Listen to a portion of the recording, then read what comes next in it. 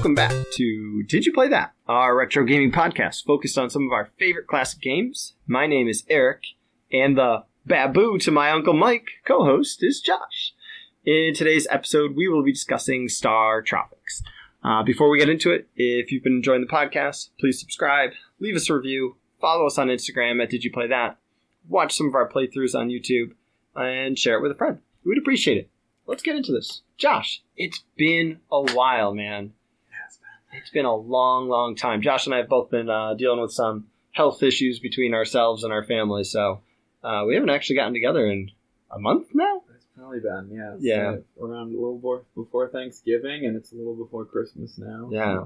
So it's been a while, but both of us have been getting a little bit of video gaming in on the side, and Startropics is one that I grew up playing. It's one that I owned as a kid, and we'll talk about the moments of how far I could get or how far my brother and I could get, and talk about this because it's brand new to Josh. So I'm going to be intrigued because we haven't really talked much about it other than one infamous mini boss slash bad guy. One real thing. So let's, before we get into it, knowing that the World Cup finished today and that we have talked soccer before, how you feeling about this? How you feeling about Messi taking this? So, I've always been Messi over Ronaldo. Okay, so you and I are in the same boat then. I'm happy that, he kind of got this win to sort of complete his set of trophies and cement himself as, I think, the greatest of all time in the sport. I will say for a while there, Morocco, I don't know. I might have rooted for Morocco over Argentina just for, the craziness of it all. But once it was France, I'm done. I'm sick of France. You know, Mbappe will have his time, but he's still kind of having his time. He's a pretty amazing player. Yeah, that was a crazy hat trick for sure. Yeah, it was. But Messi deserved his moment. So I'm happy he got it. I'm psyched for him too. I'm not gonna lie. My wife and her assistant or her coach that she works with for girls soccer have been talking a lot in this last month, and it's been entertaining to watch and hear both of them freak out. And he is a huge Messi supporter, and he watches all of the other leagues and championships and whatnot. So it's a lot to keep up with. It is exciting stuff. It is. All right, let's get into the Startropics. Basically, you're this guy named Mike, and you just magically get dropped off on some island. No real reason. You go to the island, and you're out there on your own little space. There's a helicopter spot at the very, very beginning of this game. Helipad. You get you're just a character on a helipad with big H in the middle of the map. You're now at Chapter 1. And you make your way over to this little hut, and it brings you into the town of Caracola Village, I believe? Caracola Village? They're all Coral Cola, I think it is. Okay. And they're all something cola. Yeah, they're all colas. The theme of and I think at the end, the big island is a big sea. It is a big sea, yeah. I don't know what cola has to do with all of this, but it was very important to them. It cola was. Everything else. So you make your way into town, and you talk to a couple different people, and we'll talk about my favorite person to talk to in this town. You make your way over to the chief's hut and chat with the chief, and the chief tells you that your Uncle Mike has been abducted, pretty much, right? He's gone missing. He's been abducted. We're not really sure why, but you have to go and save him. And he gives you this magical item. Now, you played the original game, and I'm playing this on the Switch, the Nintendo online. The online, yeah. So now, when they give you the item in the original game, what do they call it? Like the Star Shooter or something like that. I forget the exact name. Okay. It's not the name of the actual item, what it actually is, but it's Star Destroyer. It's some ridiculous name. Yeah, I think in the updated version, they just call it a star. I don't know if they call it anything They might call it just a star. But it is very clearly and obviously a yo-yo. They give you a yo-yo. They give you a yo-yo to, take on the world. And it's also interesting. So you get dropped off on this island. Everybody knows that you're an ace pitcher. Yep. So this uncle who you've you find out later I've like never even seen before in my whole life is like bragging about you to the whole island. You're an ace pitcher, so. And you're like what, 10 maybe? Yeah, you're just a little kid. You're wicked chunky on the overworld map, but like in game you're not chunky. You're kind of tall and thin. You're just a scrawny dude. It's kind of funny. Yeah, so you get the yo-yo, and then you get to go off into the first real world or first dungeon, whatever you want to call it. Before you get there, though, in this has one of my favorite people to talk to in the whole game, and it's the pig. The pig, yes. Because the pig is supposed to be getting cooked for somebody's supposed to have a barbecue. One of the ladies is like, oh, I'm going to cook up a barbecue for later. And you're like, oh, cool, great. I won't be there. But the pig, when you talk to the pig, says, oink, and then turns around and you see its butthole. Ass. Like, here's some butt. Big butt. Yep. And it was just like, man, I think that's what really hit me in this game is there's some moments of ridiculous humor. Mm-hmm. There's some real bad humor, but this was one of those moments that I'm like, yep, I'm going to have fun with this. Yeah, it's a, I mean, I talked to every single person I could in this game, only to realize that you basically only had to talk to like 3 people to progress the story in the entire game. There's one, I forget which chapter it is, but there's a chapter where you have to talk to a specific person, and until you talk to that person, that probably was a pain in the ass once you find it. Yeah. All right, so we make our way into the first dungeon in chapter 1. And it kind of gives you this grid-like area of how you move and how you attack. And you can really only move up, down, left, right. There's no diagonals in this one. Okay. And that's pretty much how you can attack most of the way with your yo-yo. The enemies in this early on are pretty straightforward, I feel like. There's some weird pink slug thing that moves pretty slowly. 1 square at a time, and you can pretty much run up to it and demolish it. There's snakes, which, if they see you, they, like, wind up, kind of. They go backwards a little bit and then come dashing at you. And that's really about it. Oh, there's bats. And there's bats in the first stage, I believe. Yeah. Right? They really do ease you into it, though. They kind of give you a real tutorial stage 1. Teach you how to jump. Keep it real simple. You can jump onto the squares or, like, little buttons. I don't know what you want to call them. Tiles. Yeah, the tiles, sometimes one tile will unlock the button that you can jump onto the next tile to open a door or make a chest appear. Which I kind of like, because it's like, they are kind of like switches themselves. Yes. So you can jump on them, and sometimes there's like an item or a treasure chest, or the door will open. Sometimes you have to kill all the enemies in the room, and the door will open. Mm-hmm. Sometimes you don't have to do anything, and there's, a magic wall that you can, travel through. So you don't always know. Right. Right, so you make your kind of way through. What were your thoughts on this one? I mean, I feel like it's pretty straightforward, other than one spot. Yeah, I thought it was straightforward.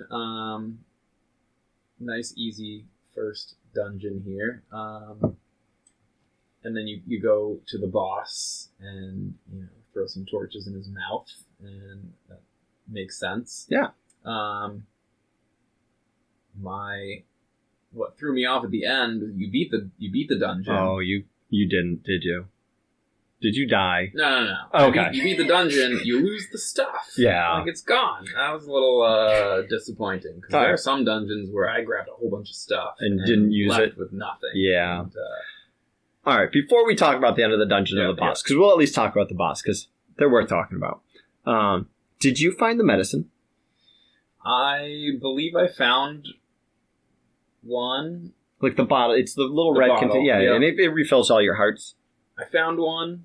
I don't think I used it. Okay. There might have been another one that I saw, but like couldn't figure out how to get to, maybe, if I'm remembering correctly. Okay. I don't know if it's the first dungeon. So before you get to the boss, it's like a screen or two away from the boss. There's a room where you're jumping around. There's a couple snakes in there. And then you can jump on one of the tiles and open up a side door to the right. Instead of going up, you like explode the door to the right. You go to the right. And that's where one of the medicines is. So I'm assuming you got at least that one. Yes. There's tiles around the medicine that you jump on, and if you hit the right one, it opens up a door to above you. Okay. And you can go up above, and I believe there's another thing of medicine up there. I might have missed that one then. Okay. Or, I don't know. That's all good. if you get that second one, you can jump on the tiles around that one and go to the door, and there will be another door that opens above you again. So you can go up once, get the medicine, and if you go up again, you jump to your death. And this is the first time in the game where they try and teach you not to trust the game. This is one of those like cheap deaths that when you play games, you hate them. Mm-hmm. But this is one of those things of like when you're exploring a dungeon, you didn't really know what was behind the next door, and you could fall to your death. And I think there's a later stage. It's one of the last stages that it really took me a while to deal with a certain section. But this was the first stage where I was like, fuck. As a kid, this pissed me off so much. Yes. Yeah. Cheap death. But if you didn't die or if you got your both medicines, you sadly didn't get to keep either of the medicines, which I think were the most helpful item in the game. The snake was pretty easy, I thought. Yeah. Like you just jump to the side, jump to the middle, threw your little flame or your fire at the snake while his mouth was open, jump to the side, jump back to the middle, threw a couple fires at him. He gets super violent, shakes to his death, explodes. And then one of the things that I talked about, I think it was with my brother, was when you beat a boss, you can still die. And that's what I was getting worried for, because I thought you were going to be like, oh, I jumped in the water accidentally, or I didn't know where to go, so this happened. But yeah, you can actually still die after you beat any of the bosses, pretty much. Yeah, no, there were times I definitely jumped into the water, just like, the controls were a little bit off. Yeah. I think partially because I was playing again on the Switch, where I had the joystick instead of, like, the D-pad. Yeah. So that definitely made a difference. It does. That I will bring up more later.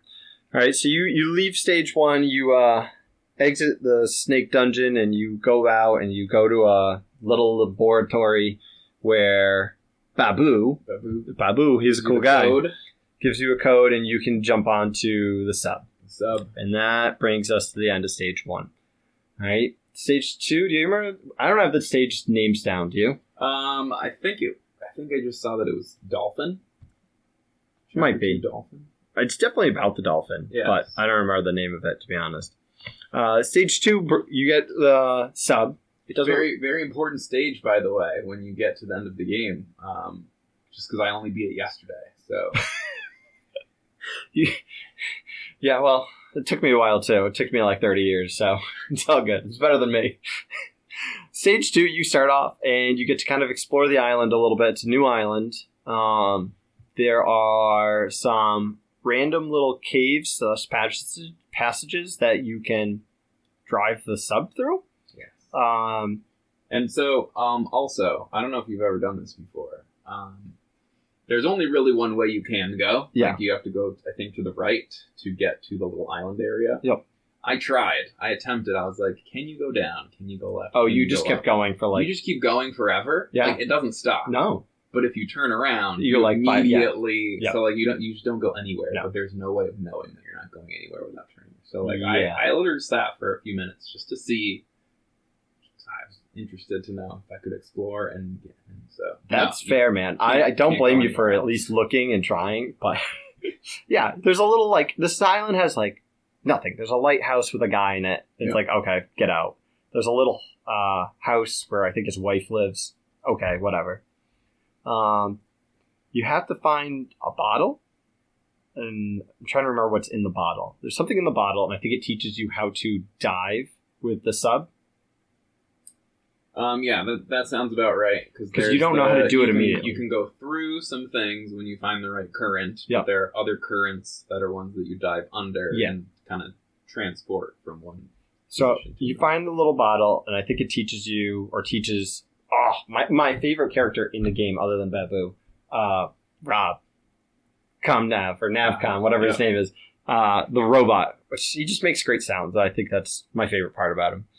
So you go in, he puts in the code, and you can start diving, and you can dive to a part that leads you to the dungeon in World 2.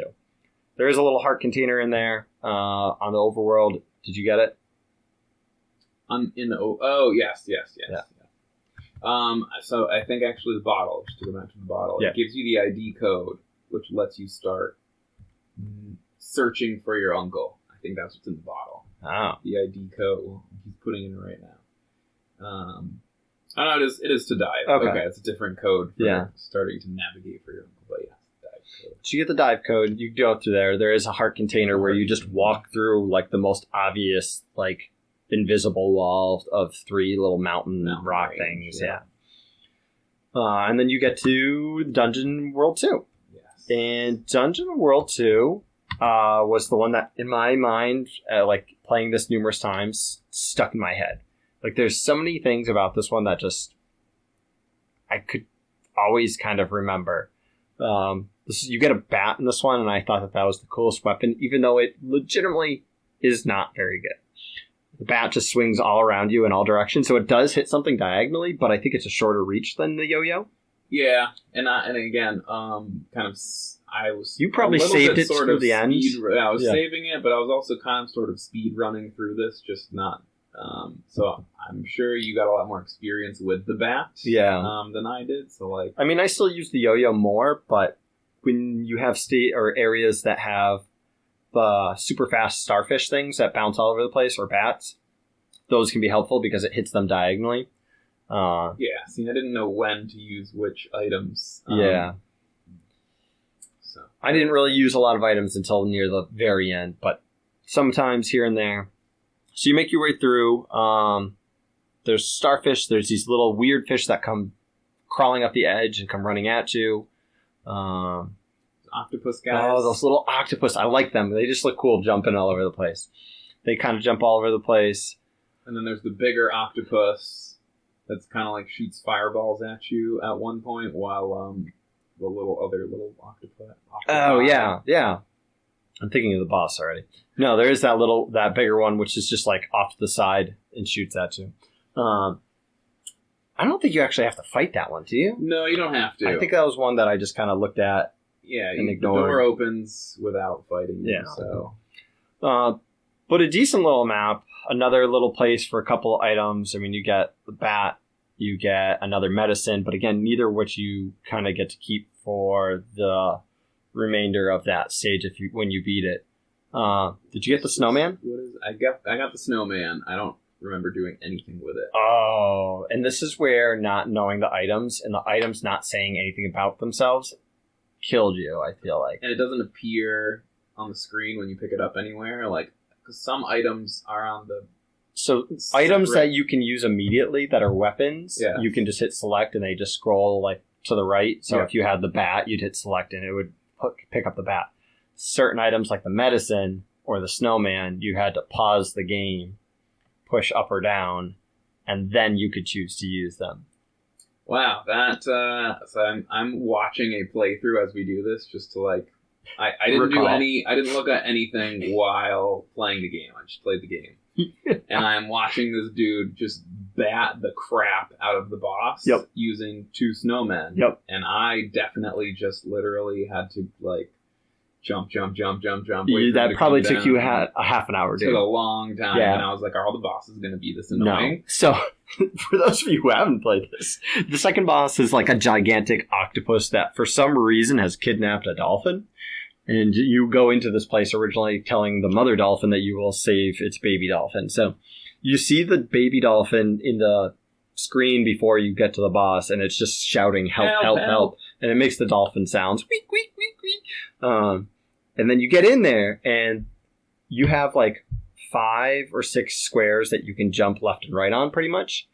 And you have to just dodge all the shots that the octopus takes at you. Yeah, it's too far away for you to hit it. So it just fires pellets, whatever it fires at you. And they're not super difficult to dodge, but it does get a little complicated at points. Occasionally, it comes dashing forward, and that's where you're supposed to use the snowman. So it gets frozen. It freezes everything on screen, and then just hit it as much as you can. Sitting there hitting him like two yo-yos or 2 bats at a time, and this guy just walks up here and whacks it like 15 times because of the snowman. And you can pretty much take the boss out in less than a minute if you know what you're doing. And once he's dead, the dolphin just magically comes swimming out. Like when you kill an octopus, the gate opens somehow, and he just goes, "Yay, thanks!" He just goes swimming out along his merry way. You get out of stage 2. You don't actually have to leave stage 2. I think it just exits no, the for dolphin you. saves you on Yeah. that one. Yeah, and you just are back out in the sub, and you kind of do a couple dives, and you see baby dolphin and mama dolphin, and chapter 2's over. Yes, it was a good one though. Definitely. It was. Bit, it's memorable. Tiny bit more difficult. I mean, only the boss really. Everything else about it, it did introduce you to the fact that there are some hidden tunnels sometimes in a dungeon. I felt like it showed a little shadow that told you that you could like, hey, go this way. But in future dungeons, did they kind of take that away and you just sort of had to like sometimes guess where the hidden tunnel might be in a certain room?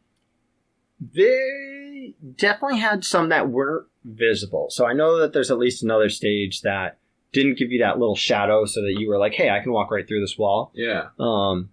But there were other stages where the shadow still existed. Just interesting things like that where I definitely get what they were trying to do, but it was also a little bit annoying to just be like, you're just making it more difficult for no reason. Well, I feel like the one stage I'm thinking of, they did it, and that was like, if you walk through this, that was the end of the stage. And that was why they didn't want you to just like hand it to you. Like you were in this like infinite loop. That might be true. So you were just like, hey, something's up. I know. Yeah, I think we are. We'll get to that one when we get to that one. Chapter 3. Chapter 3's name or Storm and Calm. Suddenly it gets dark and stormy on the ocean. So it gets dark and stormy on the ocean, and you crash your sub because, let's be honest, you're a 10-year-old kid who's an amazing fastball thrower, but you should not be driving a submarine. So you crash your sub.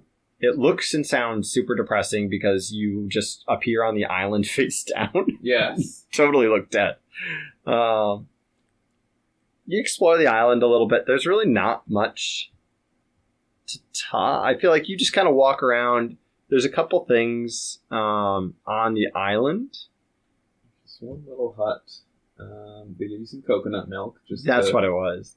Give you full health, but I think you already have full health. Kind of depends on. I think it just sort of saves. That's the one thing it keeps when you leave a dungeon is your health. Yeah. But, you lose all your items. But then I think you get a real short little dungeon. Like this is the first stage where you have like multiple dungeon pieces or areas. So you get a short little dungeon. You get throwing bolas or like throwing things. They have the two like balls and the string between them, which aren't bad. They kind of go relatively far, which is nice. Yes, because it's nice to get some range finally. Yeah, you finally get a little bit of distance. And the enemies here really started taking multiple hits. Yes, this is where you start getting some difficulty here. I don't mind that. No, well, not super difficulty. Just a little difficulty. You deal with some Wizard of Oz flying monkeys. Yep, you got the little jumping monkeys, which when you have those rows, those like vertical or horizontal rows with the water in between, can be kind of tricky because when they jump across the rows, they move. It feels like they move that much quicker. Especially when, again, not using the items at this point in the game. Yeah. Just like, got to save everything up. I want to save them for the boss. Yeah. And this one doesn't even have this doesn't even have a little boss at the end of it. It's just like you get through it and you're done. Right? I don't remember right now, but totally possible. Right. So the note that I had kind of copied was that for this dungeon you need to go through the correct exit in order to complete it and move on with the game. Go through the wrong one and you'll be back at the world map. So this is the world, chapter 3. Then. Chapter 3 is where we actually start dealing with these random / fake exits. Because when we talk about the cemetery, that's where it became big. So we're not at the cemetery yet, but this one did have a fake exit. No, staying in the first little dungeon space. The other new enemy is the skeleton turkey. Yeah, I don't know what to call that thing either, because we used to call it something like that, but I was like, I don't even remember what we called it. I should have asked my brother before we did this, but I think it looks pretty much like Skeleton Turkey. And this is where Mike really started to just piss me off. Like, I was like, thank God you're an ace pitcher because you are slow as shit. Yeah, he is pretty slow. You've got to turn and then start walking. He can't do both at the same time. Like, can't multitask. Just, I don't know what the deal was there. I'm not gonna lie, I don't hate that mechanic. I know it's early, like Nintendo, I know it's early 90s at whatever point it was, but I know for people who hate this game, that's typically one of the biggest beefs. I don't despise that mechanic because I feel like there's times where I just wanted to turn to the right and attack, but there's times where I was like, I need to run faster. Yeah. And you're taking a hit because you don't just turn and run. I was way more on that. Not so much early on, like I noticed it with Skeleton Turkeys at first, but it was much later on in the game, chapters 6 and 7, where I was just so pissed off that he wouldn't just move. Like, I know what's coming. I want to hit the thing, and then I want to, like, you know, get out of there. Yeah. And I just can't do it.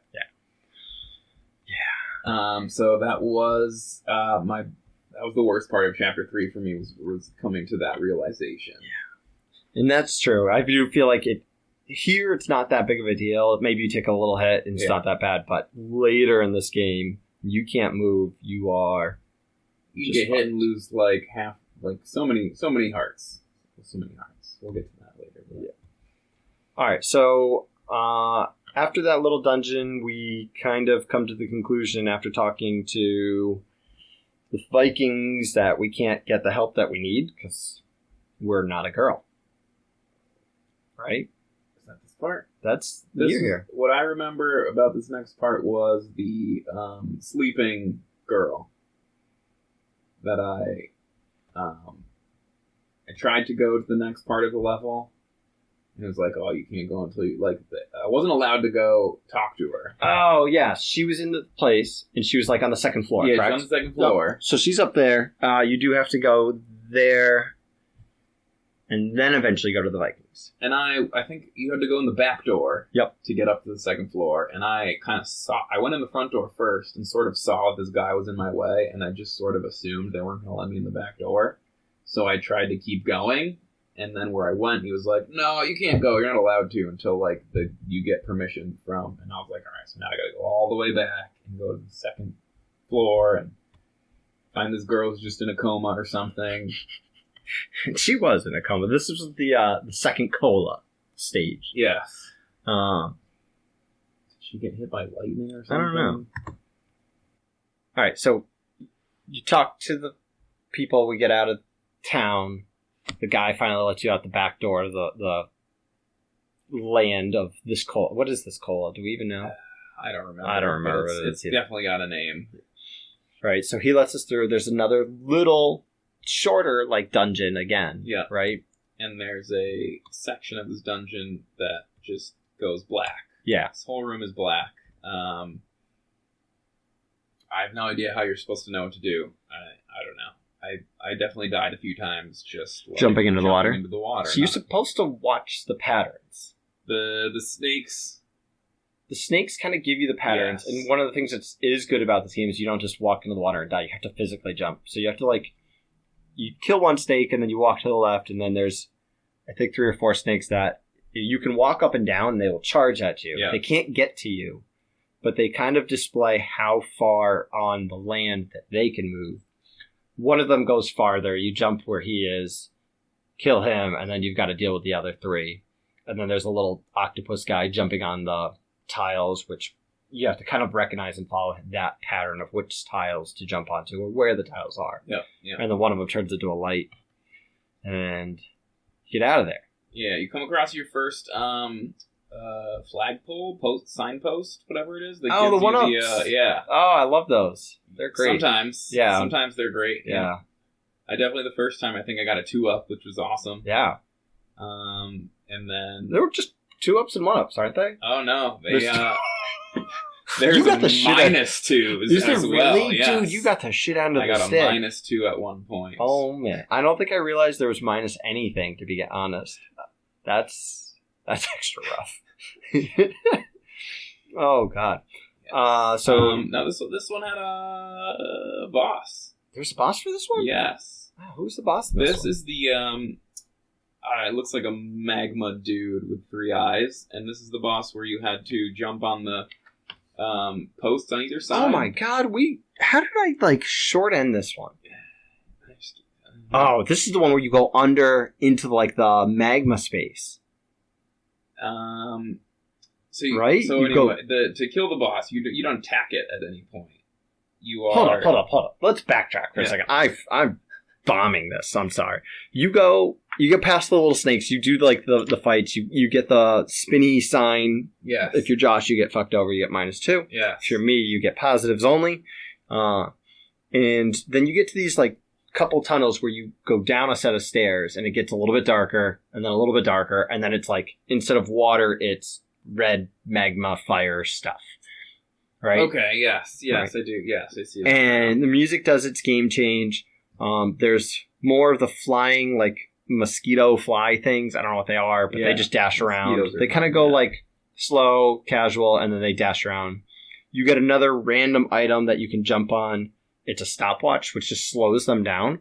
Is that okay? Yes, I was. It freezes them for freezes them for a quick second or two, but then they just move real slow. So I only got the stopwatches. I only seen a couple of them, 2 or 3 maybe in the whole game. It's not a lot, and I only get after I've killed everything. So I just what does this do? Because it's not something you can keep either. Yeah. It is helpful if you can kill 1 or 2 of the flies, because I never feel like it's long enough lasting that I can get all 3 or 4, but it does help.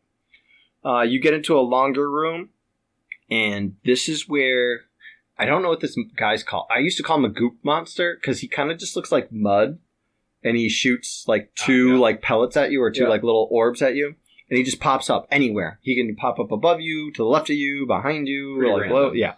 And he scared the crap out of me as a kid. Because I could never figure out where he was coming from. I could never figure out how to kill him. And he would just pop up. He did not at any point bother me for some reason. No, he's really not that bad. He's a good guy, right? But he just scared the crap out of me. And then you get a set of 3 tiles that kind of go in a row where you're just jumping on, or 3 screens where you're just jumping on tiles. Mm-hmm.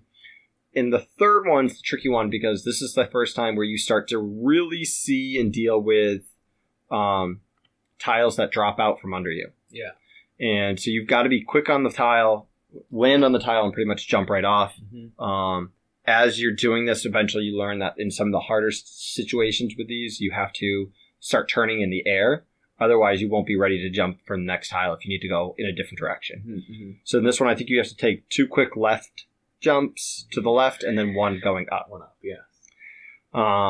You get a small little screen that I think you get a couple hearts or something, and then you are at the magma lava boss person. Yeah, so a bigger, more scary version of the scary guys that you were just referring to that pop out of the water.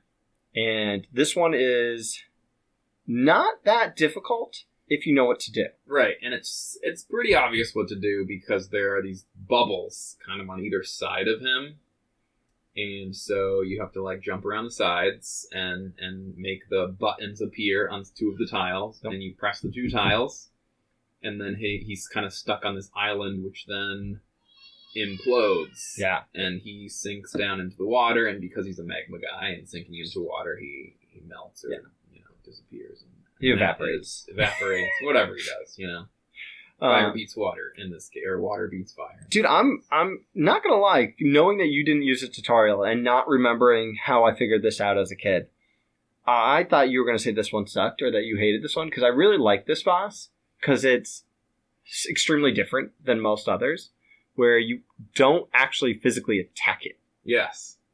And that's, for me, is just you never actually... I don't know if you even can, to be honest. I didn't try. I'm pretty sure I tried, and you hit him. Yep. You think you're doing damage to him, but I also was okay, I've hit you 100 times. It's pretty obvious. I only hit him a couple times, but I was it seems pretty obvious that what it wants me to do is this. Let me just do this and see what happens. Yeah. And I was all right, well, I hit him a few times, but I didn't waste a bunch of time trying to hit him a one that we'll get to later on. I like that one of the tiles in the top left is a safety tile, where not only does it give you a spot to jump, but there's no way for him to attack you there. So it's you can almost catch your breath for a moment. Jumping around too quick. Yeah, you were jumping all over the place. Didn't get that. You're trying to pretend you were Mario. Like, look at me jump. Look at me go. No. You can jump over. I am learning, watching this playthrough, that the jump is more powerful. Like, I knew you could jump over some stuff. Yeah. Like, when they shoot fireballs at you, you can jump over them. Yeah. I didn't realize you could jump over the snakes when they kind of like... Yeah. There's times you can jump over a lot of things. There's very few things in this game you can not. I kept trying to... Those snakes that charge... There's places, and I think this was one of the first dungeons, where they line the snakes up on either side of you, and they're so close to you. I went up and down so fast that they would like still they would register that I got in their path, and they would charge at me. Yeah. And like sometimes I would just get hit, but sometimes I could turn around and turn back fast enough to not get hit. Did you ever just try running straight through either? I did try that, and it failed miserably every time. Figured I'd ask. I did the back and forth trick as much as I possibly could instead of just jumping. Yeah. I guess was the correct way to I think there's only one section that I can think of, and it's one of the last stages where you can't jump over an enemy that's like a slow to the ground enemy. Okay. I think everything that's low to the ground is pretty jumpable. Yeah, I did not use the jump as much as I could have. Now that we have destroyed Magma Man. Or woman. Well, yeah, magma creature. Now we are at the Viking castle. All right. So now we're at the Viking castle. They won't let us in because we're a guy with a penis. Yes. And this was probably the first time in my life that I realized that being a white male at age 10 in an all-star pitcher, I wasn't allowed to hang out with girls. Sorry, I had to. It was just one of those moments. I was like, wait, like, what? Like, this guy's awesome. His name's Mike. He's pretty basic. He's trying to save the world. I mean, his uncle, but he's trying to save the world at the same time. Now, this was interesting. This was funny.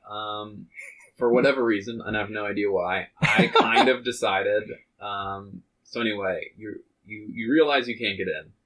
You have to end up going to a graveyard. I actually went to the graveyard first before I even went to the Viking castle. Can you do anything at the graveyard? I did the whole graveyard. Oh, wow. Not knowing what my purpose was for being there. I did it. I found the crystal ball without even knowing I was supposed to be looking for a crystal ball. Yeah, so you were supposed to go to the Viking place first. Yes. And in the back of the Vikings castle, there's a, fortune teller, shaman, whatever you want to call it. Sure. And they are willing to help you only if you can bring back the crystal ball. Mm-hmm.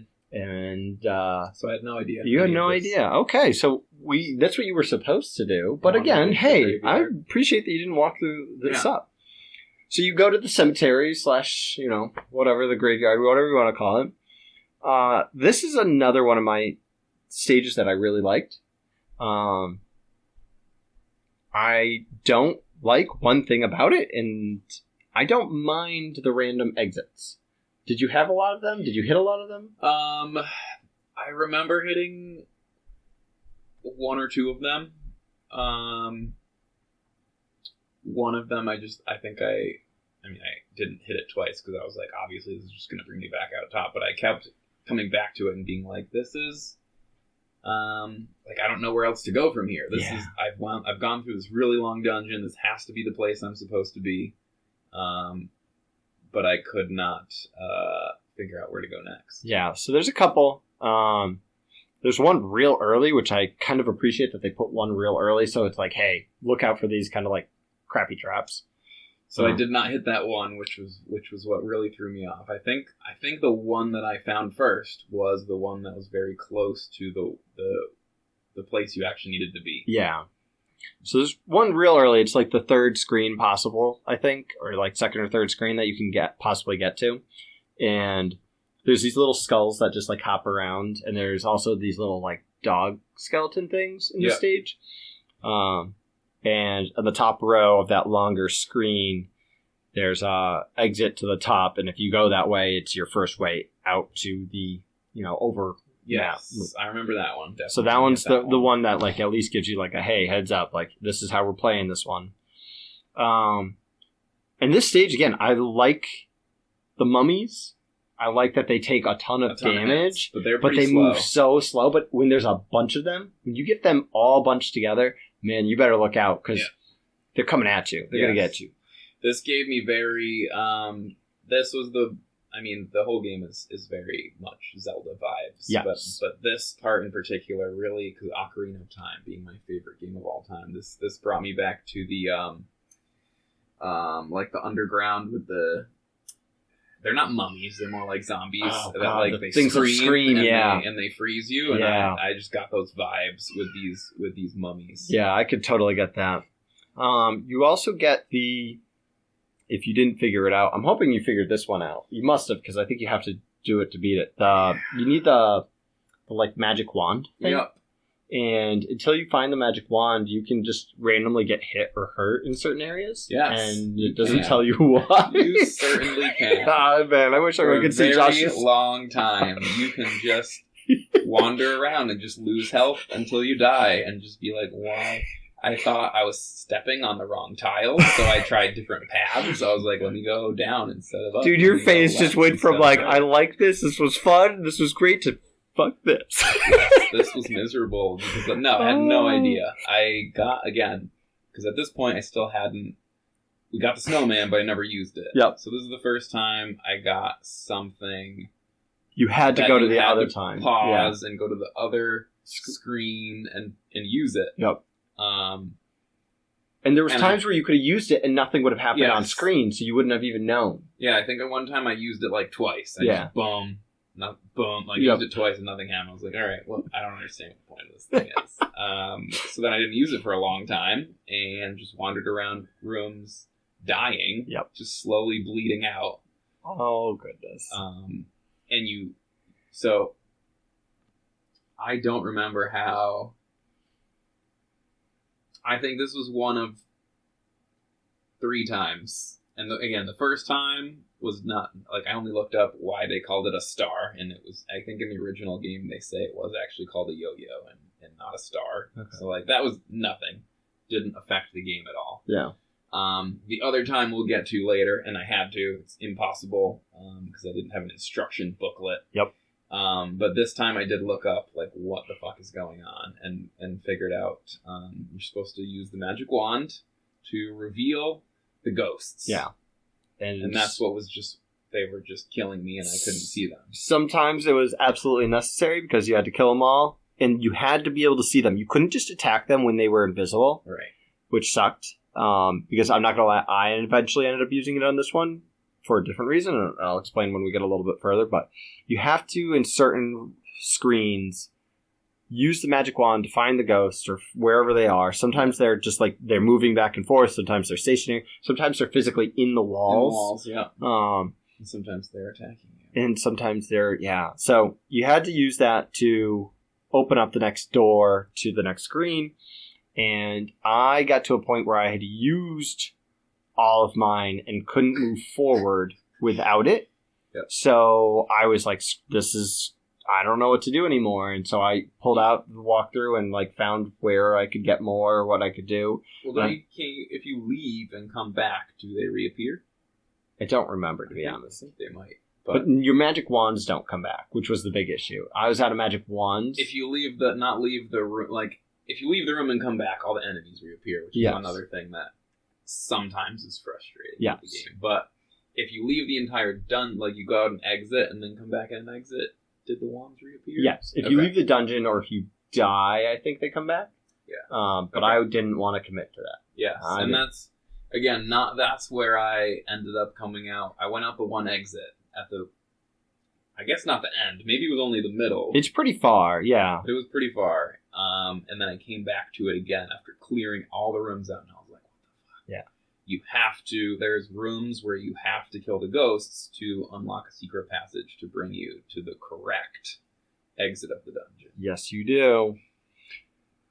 All right, so you keep kind of making your way through. There's a part where the screen go black, and that's where I started using the tutorial because, again, I was out of everything, and I couldn't, like, figure out how to turn the lights on and couldn't figure out how I was supposed to kill and find ghosts, so I finally made my way through that. Is that before or after the big ghost? The big ghost is late, isn't it?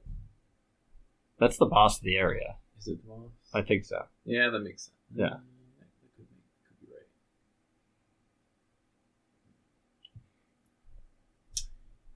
Yeah, okay.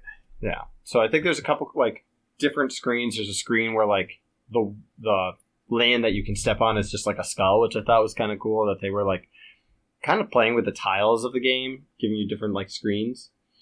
There was Wizards?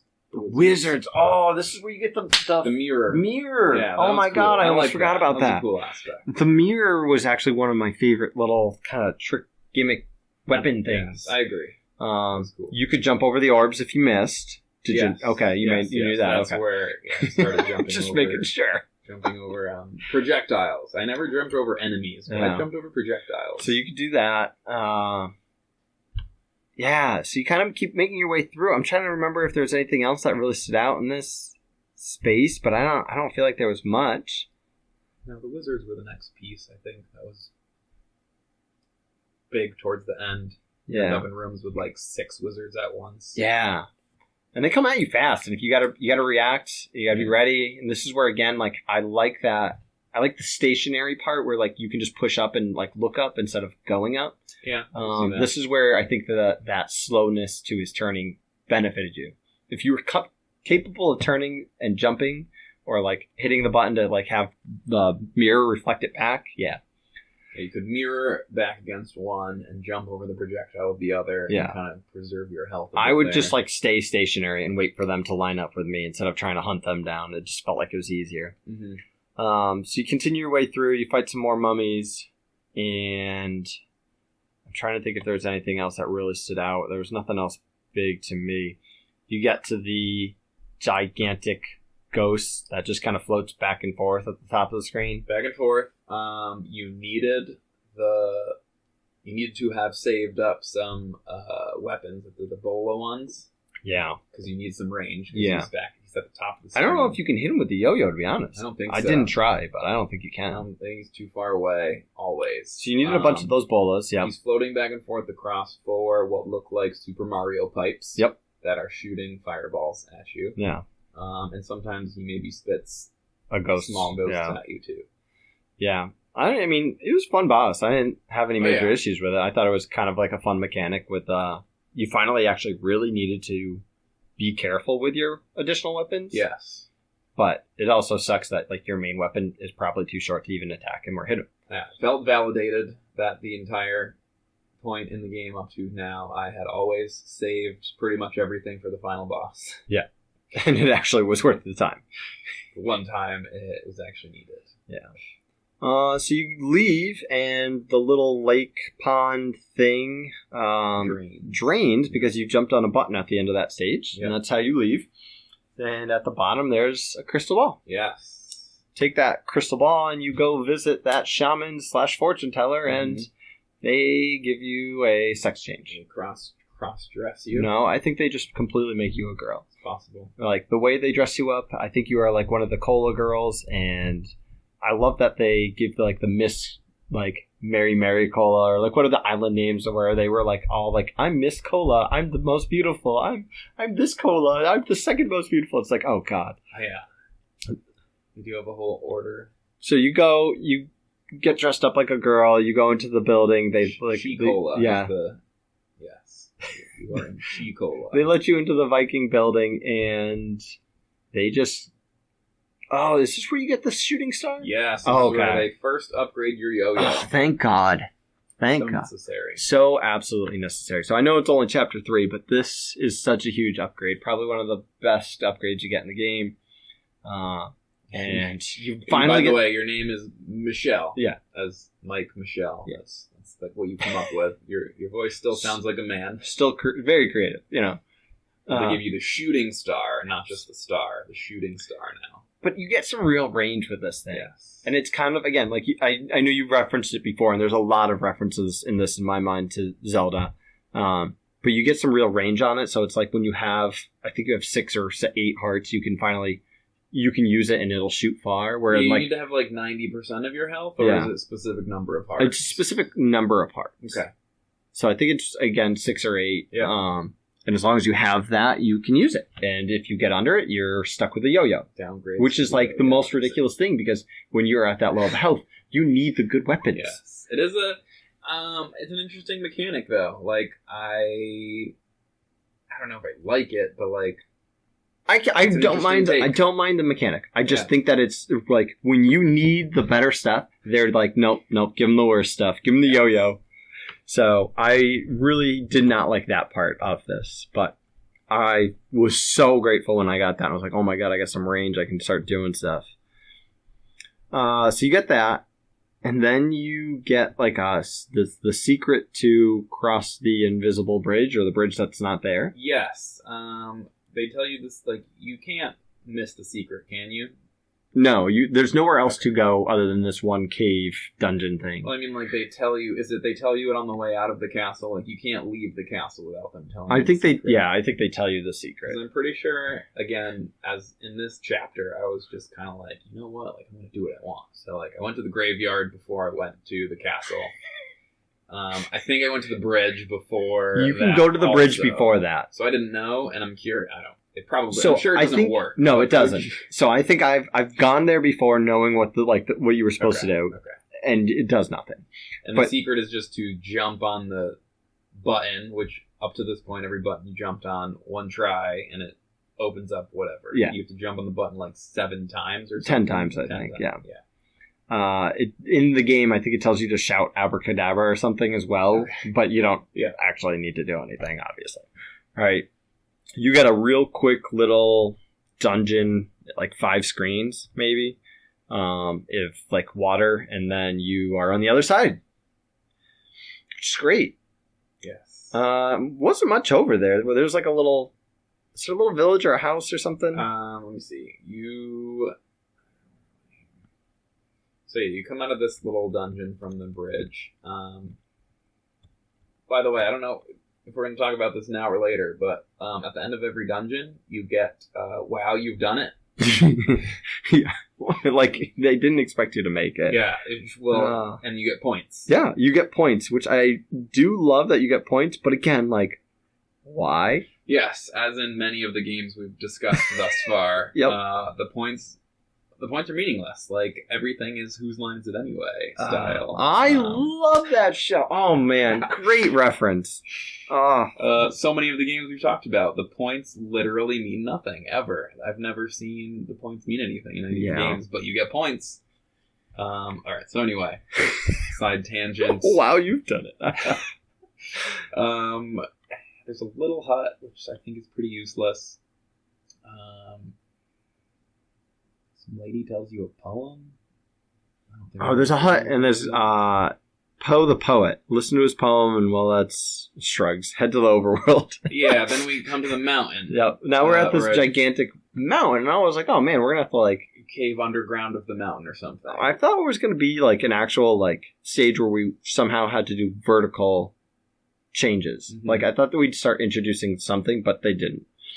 So you go into that dungeon. Now, this dungeon introduces, as we've talked about, different tiles. These are the tiles that they don't submerge themselves in a timing or like a certain pattern. When you jump on them, though, you have to immediately jump off of them. So different kind of tile.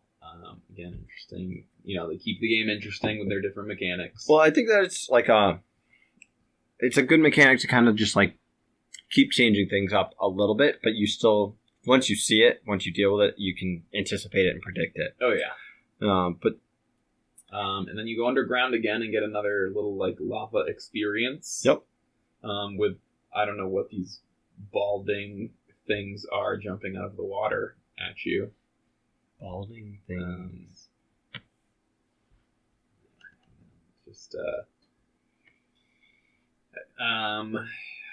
They looked pretty creepy, almost zombie-like.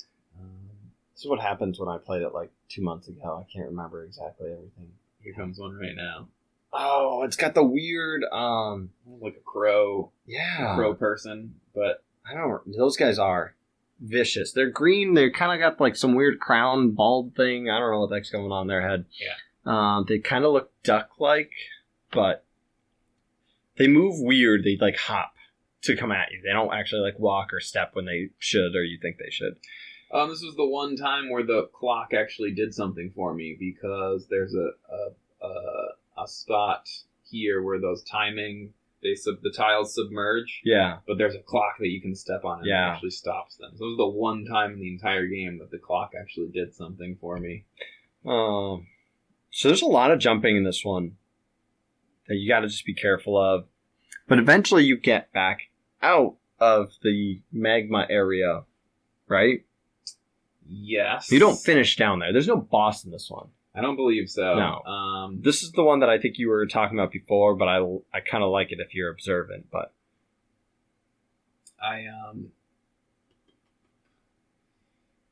So you eventually get out of the underworld area. You come back up and it's blue water. And there's some normal bad guys. There's some flies. There's these bull things with like the nose ring. And you get to a space where there's spikes along the edge. I don't think you can actually jump on them or touch them or do anything, but there's like these weird like tiles that are just spikes. It's almost like they like weird. Are telling you that you can't go this way. There's nothing that way. They just tried to make the wall a little bit more decorative, I guess. Yeah. I think they're trying to tell you something, but I don't. There's not much that they can tell you. Oh yeah, I would call those bull things minotaurs, I think. Oh, that's fair. I can agree with that. I'm into my Greek mythology. You are. So. You get to a room and you jump on a tile and it blows open a room, and then it brings you to the right and you can kind of look and see that there's like 3 or 4 different passages, and there's one spot with like what looks like spouting water. Yes. And you need to get to that spot. You just need to figure out how. So you get all these rooms, and they kind of circle around. They circle around that one screen. Yeah. Not with much other than some bad guys, and again, there's those minotaur bull things or whatever you want to call them, and there's some like basic like little enemies. But this is the space where I think you were talking about before. I don't think there's a little dark spot to let you know that you can walk through this wall. This is the wall where I don't think they show you anything. No. Yeah, I think that's definitely part of it. But this is a wall. The wall is still like in the same room. You can walk through the wall in the one room. Yes. As opposed to like a wall that you can walk through to get from one room to a different room. Yes. So you could keep going in laps and laps and laps if you weren't paying attention. And this one, when you get to a specific room, you're supposed to just walk through a section of the wall, and it brings you pretty much to the waterfall. All the other rooms either just continue around in the circle or kind of bring you back to this room so that you can see, hey, you need to get in. You need to get to this little water spout a different way. Yes. So you get to the water spout. You jump on the water spout because we've been taught this whole game to jump on water. Yes. But what else are you going to do at that point? What else are you going to do? Run around in circles and not found the exit to the dungeon. So you jump on it. It launches you up into the air. You land on top of the mountain magically, and there's some guy up there. Yes, and he gives you the scroll of Obob. That's what I read. He gives you the scroll of Obob. And then you read the thing, and you start, quote, running back to... Run, hurry, hurry. Run, hurry, hurry. In the dark. Just black screen. Black screen, run. Yeah. Hurry, hurry. And you're just mashing the A button to try and get through this text, where you finally go back. You save the chief's daughter. She is hideous. He's hideous, but she's even more hideous. And... Oh, yes, you read Bebob, Omama, Baba, Bebob, Oma, Obob. That's you reading the scroll. That's the magic chant. Yes. And it somehow brings this girl out of her coma, sleep, whatever. I don't know what's going on with her. And what the first thing that she wants when she wakes up? I don't remember. Banana cream pie. What the fuck? And her dad's just like, put down the banana cream pie. Like, what are you doing? He's a chunky guy. Like, come on. You know he was eating a lot of those. Oh, God. Yeah, that was another moment of just random hilariousness. Right, like there's moments of this, and it just makes me laugh. So that takes care of that section. You hop back in the sub. Yeah, they repair your sub for you. And you join NAFCOM. Very tribal. I don't know where they got the technology to repair I don't know either. Like, these people clearly don't have electricity, but you're jumping in the sub with, like, navigation and GPS. Straw huts built. Robots. Yeah. Banana cream pies. And, I don't know. Anyway, they fix your sub. Somehow. They just hit it with a hammer. And they're like, oh, it's better. So you move on to chapter 4, which was Confession. Confession. Right? Yep. And this is, like, not really... I feel like this one wasn't really a stage. I have to speed through watching the playthrough here. So this is one... So you're in the sub, you're cruising along, and... you kind of find some small little islands, and you, like, walk in there, talk to somebody real quick. Nothing really happens other than, like, a quick conversation with the guy. And then you get back on the sub, and you start exploring, and you just get eaten by a whale. Okay, yes. And yeah. Okay. Right? And so you get eaten by the whale. You have what is pretty much this... not super difficult, but, like... if you're not good at exploring or if you're not good at navigation, difficult enough adventure through the whale's stomach, where you have to go and find Babu pretty easily. I think you're like forced into seeing Babu. Yeah, you kind of have to right away. You have a discussion with him, and he's like, "Hey, like if we can smoke him out, like we'll get out of here." Yeah, and he dropped his lighter. So you have to go and find the lighter, and so again, the random technology that they have. Yeah. But anyway, yes, go find his lighter so he can burn the raft maybe and create a fire. Yeah, so Babu was on a raft. Like, he built it with, like, 5 trees and, like, some twine that he found in his backyard. But he's got a lighter, too. So yes. It's a great Zippo. You find the lighter, which after... It's like a tiny bit of them. It's not so much. It's like not you said, super difficult, but again, like there is some navigation to it. Like you have to get in and out of the sub, which takes a little bit of time. You have to know when you should dive and when not to dive. Like there's some dead ends. Even I think I explored the whole whale. Just like I didn't go straight for the lighter. I again trying to see what I can find. Maybe there's a heart piece somewhere around. I don't think there was. Is there? Not that I remember. Okay, I don't remember there being one. Even exploring the entire whale didn't take too long, which makes sense. Because whales are not, I mean, they're big, but they're in a submarine, so it can't be that big. Yeah, that's fair. So you eventually find the lighter, get back to Babu. He lights the super quickly and easily, like there was gasoline covered. And he lights it while you're both just standing out in the open. Yep. And you get just ejected, plumed in smoke. Like, why not hop in the submarine real quick? No, you just stand out in the open and get covered in smoke. But luckily, the whale sneezes you all out at the exact same place. Right. So. Oh, goodness. So you get ejected. You can have a quick conversation with Babu, and Babu tells you that the reason Uncle Mike is missing is because... aliens have abducted him. Aliens. Like, who would have thought? Came out of nowhere. Out of nowhere. You're just a kid throwing baseballs and a yo-yo. Oh, goodness. Abducted by aliens. You have to kind of get out of there. And he says, this is where he tells you to dip his letter in water, which is where I assume the letter is somewhere in the original instruction booklet. It is. And this is one of the few times where I was like, how crazy is this game? Because nowadays, you can just look everything up on the internet. Yes. But this was one of those games where this pretty much puts you to a cold stop. You're never making any further advancement if you were renting this game. Yes, definitely true. Because you never got the manuals when you rented a game, so you were just stuck.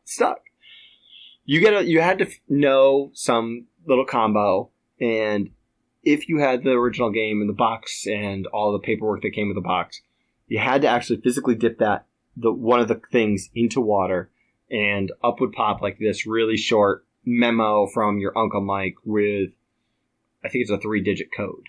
Yes. And this was another where I made a note to myself that, again, because I played this in the virtual Nintendo through Switch, they took the time to rename the yo-yo that they give you at the beginning of the game to a star, but they didn't take the time to give you some sort of alternative to finding out what the code was, so I just had to Google it. Yeah. So as a kid, my brother and I were able to do this and figure this out and move along out of Chapter 4, but if you didn't have this, this is, again, like one of those moments of pre-internet, you were done. And I think you did... I'm not sure if this was what you were referring to, but I believe you did text me. I was kind of... We didn't talk about the game, but I did sort of tell you, hey, I'm on this chapter, that chapter, as we were trying. Well, I asked you if you had gotten a gender change yet. And yes. And I think you did mention, hey, at one point you're going to like feel like you're absolutely stuck and just look it up online. Yep. And so like it only took me like 2 seconds to figure out this was that time. Yeah. But yes, I would have just been like, what the fuck are we talking about? Yeah. Like, I didn't get a letter. Like there's some menu that I'm missing. Like, is there a letter literally in the game? And it's not. It's in the instruction book. Yeah. So, interesting, cool. Not helpful when I'm not playing the original game, though. Oh, I mean, even if you had the original game, you had to have that piece. Yeah. Which is just, again, I don't know, like, I think they didn't do it purposely to, like, prevent people who are renting it, but... I'm sure they didn't know how big... I don't even know how my brother and I figured this out, because we figured this out as kids. Before the internet, like, I don't know how we figured that out. I don't know. Well, I mean, I remember at the time, I definitely looked through the manuals. Every time I got a new game. But it only shows up once you get it wet. Yeah. So it's got like an invisible ink type thing to it until it is wet, which, who sticks paper in water?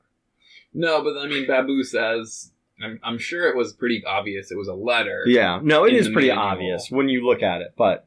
Because I know that there's actually people who have like gone to like eBay and buy these things. Now they're worth almost thousands of dollars just for like the letter, because does someone have one that has never been opened and used and dipped in water? Yeah, I don't know how you prove that. How do you prove that? Oh, does it disappear when it's not wet? Yeah, it's like invisible. I think you have to re-wet it. Interesting. I don't know. That's cool. Someone let us know. Do you have to re-wet the paper? Who's got the original? Yeah. So that takes us out of there once you've Googled the code. Quick chapter. Right. Which was nice, interesting because chapter 3 was long, I felt. So it was kind of like the halfway point of the game-ish, out of 8 chapters. Depending on how difficult you had with the rest of it. Yes, you did this. You also mentioned be prepared for quite the uptick in difficulty level, which 100% like there's definitely a curve. Big jump here. Oh, God.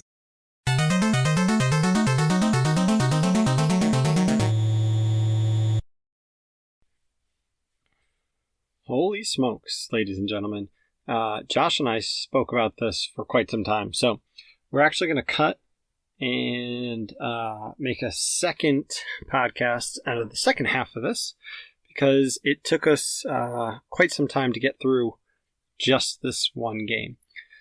So join us next time on Did You Play That?, where you will get to hear part 2 of Startropics. Adios.